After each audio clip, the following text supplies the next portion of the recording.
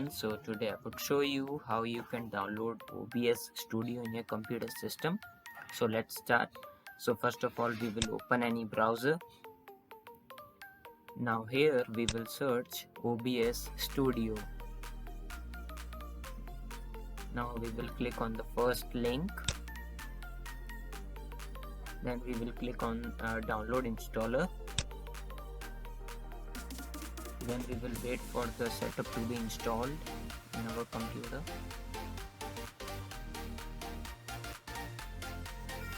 A few moments later. So it has been installed, so let's open it. Let's minimize the window. Now here we will click on next, then click on next, and then click on install. So as it is installing, so we will just wait for some time.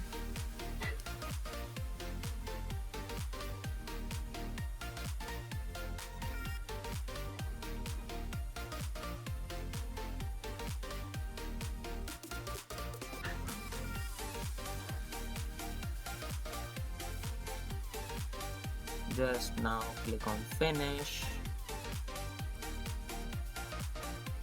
So you can see the software has been installed in your computer system. Thank you.